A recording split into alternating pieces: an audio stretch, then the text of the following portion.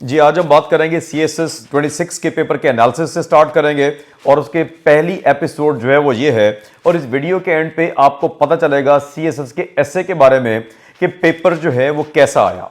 अच्छा, पहले तो एक जनरल बात करते हैं कि कुछ कहते हैं कि पेपर बहुत मुश्किल आए, कुछ कहते हैं कि पेपर बहुत आसान आए। पेपर जो है ना आसान थे ना मुश्किल थे, वो डिफरेंट थे। मेरा 15 से 20 साल का तजुर्बा ये कहता है CSS के कंपैरेटिव एग्जाम्स का कि आपको जो पेपर आए ये डिफरेंट पेपर थे। डिफरेंट कैसे? आइए स्टार्ट करते हैं एसए के पेपर से। ये मेरे हाथ में ये जो मैंने पकड़ी हुई है ये है एसए की एग्जामिनर रिपोर्ट।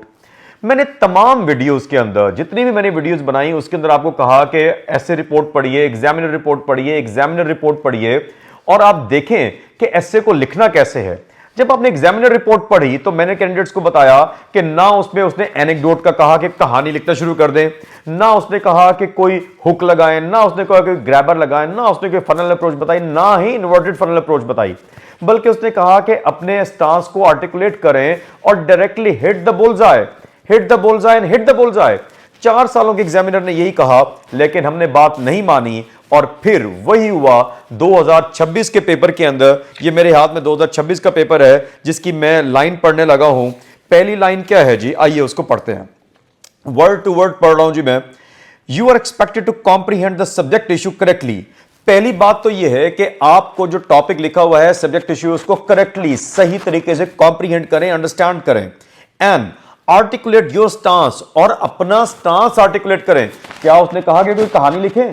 क्या एनेक्डोट के बारे में कहा, या कोई हुक के बारे में कहा, या ग्रैबर के बारे में कहा, या कोई एक्सटेंट ऑफ द इशू के बारे में कहा? उसने कुछ नहीं कहा। उसने कहा अंडरस्टैंड करें करेक्टली और फिर स्टांस क्या करें, अपने स्टांस को आर्टिकुलेट करें विद वैलिड आर्गुमेंट्स, अच्छे आर्गुमेंट्स के साथ, एंड क्लियर आइडियाज, बिल्कुल क्लैरिटी माइंड के साथ, duly supported by relevant data and examples. यानी आपको एग्जांपल डाटा जो है ना बाद में जाकर आपको देना है। तो पहला काम क्या है, comprehension of the topic, right comprehension of the topic. और उसके बाद आपको क्या करना है, आपको करनी है उसकी आर्टिकुलेशन स्टांस की।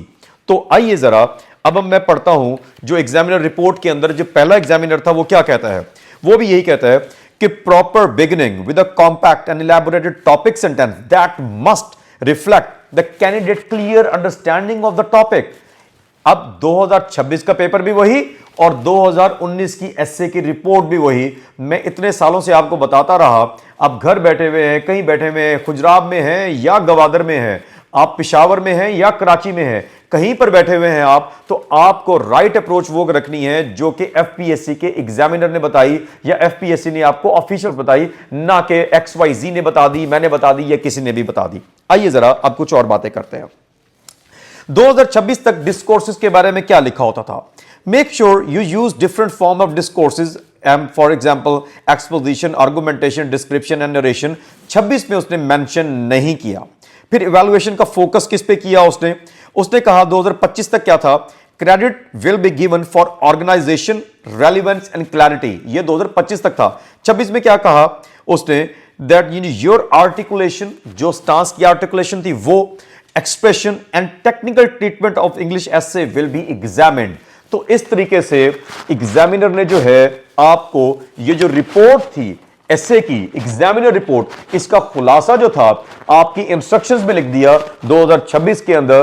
और फिर उसने नीचे आपको दिए टॉपिक्स, और टॉपिक्स के बारे में पहले टॉपिक के बारे में बात करते हैं और बाकी टॉपिक के लिए आप इंतजार करेंगे दूसरी वीडियो का। पहला टॉपिक था, मैं आपको उसका टीजर ही दूंगा, यूथ बल्ज और डेमोग्राफिक डिविडेंड और डेमोग्राफिक बॉम्ब।